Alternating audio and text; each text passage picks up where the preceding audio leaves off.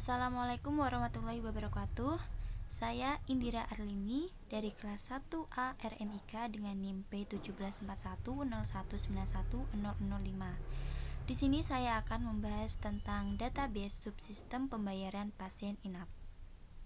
Pengertian subsistem pembayaran pasien inap.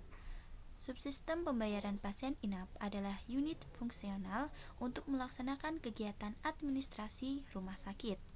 Subsistem ini menyiapkan rekapitulasi pembayaran pasien keluar rumah sakit, baik yang sudah diizinkan pulang atas kemauan sendiri, dirujuk atau karena meninggal. Subsistem ini dilakukan sesuai dengan standar prosedur operasional atau SPO agar tidak ada kesalahan, karena kesalahan yang terjadi akan merugikan pihak rumah sakit dan pasien. Standar prosedur operasional atau SPO dari subsistem pembayaran pasien inap adalah sebagai berikut. 1. Pasien datang ke kasir utama rawat inap. 2. Pada saat menerima uang dari pasien, kasir harus berdiri dan memberikan salam kepada pasien. 3. Kasir tidak melakukan aktivitas atau kegiatan lain pada saat menerima dan melakukan perhitungan uang. 4. Kasir harus menghitung uang tersebut di depan pasien yang menyetorkan uang. 5. Jika terdapat selisih saat perhitungan, maka kasir harus langsung mengembalikan uang tersebut ke pasien untuk dihitung bersama-sama. 6. Jika perhitungan sesuai, maka kasir dapat mencetak kwitansi. Nah, berikut ini adalah gambar flowchart dari database pembayaran pasien inap. Flowchart database pembayaran pasien inap digunakan untuk menunjukkan proses yang kompleks.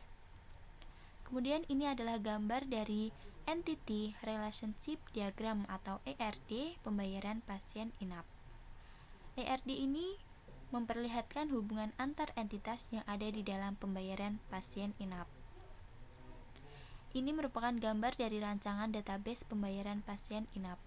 Di sini terdapat 5 tabel, yaitu 1. Data pasien, 2. Identitas pasien, 3. Obat, 4. Pembayaran, dan yang kelima adalah ruang inap. Nah, ini adalah desain tabel data pasien. Kemudian ini adalah gambar database tabel data pasien. Ini adalah contoh data pasien. Kemudian ini desain tabel identitas pasien. Gambar database tabel identitas pasien. Contoh identitas pasien. Desain tabel obat. Gambar database tabel obat. Contoh obat. Desain tabel pembayaran. Gambar database tabel pembayaran. Contoh pembayaran.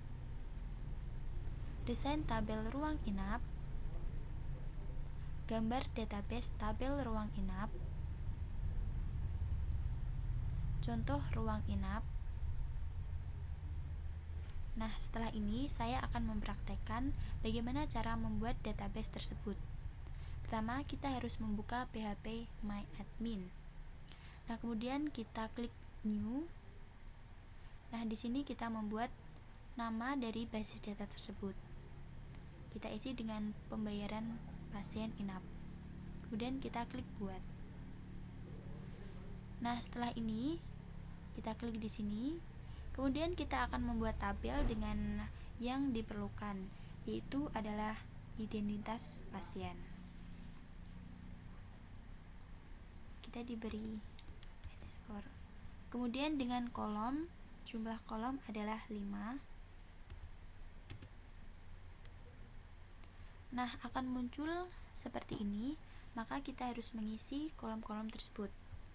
Yang pertama adalah nama, kemudian yang kedua adalah usia, yang ketiga adalah jenis kelamin, yang keempat adalah tanggal lahir, dan yang kelima adalah status keluar.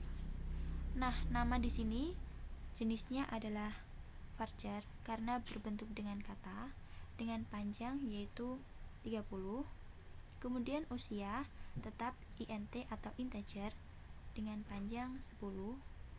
Kemudian jenis kelamin kita isi jenisnya yaitu enum, karena nanti ada pilihannya.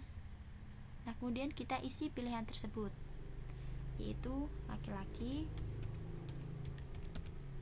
dan perempuan.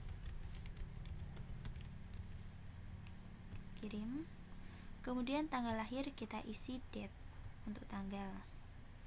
Kemudian status keluar. Mohon maaf, di sini saya ganti untuk alamat. Nah, alamat ini kita isi dengan teks karena tak terbatas. Kemudian indeks untuk pertama nama yaitu dipilih dengan primary. Kemudian klik simpan. Nah, akan muncul seperti ini. Kita lihat strukturnya. Nah, di sini muncul nama, usia, jenis kelamin, tanggal lahir, dan alamat. Kemudian untuk mengisi data ini, kita klik tambahkan. Nah, akan muncul seperti ini. Jadi mari kita isi, namanya adalah Ruby Sira. Kemudian usianya adalah 40 tahun.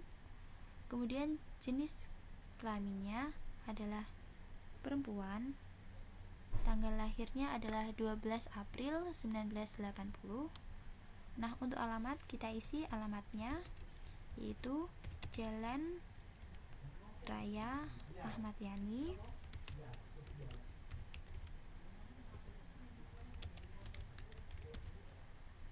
nomor 115, Malang.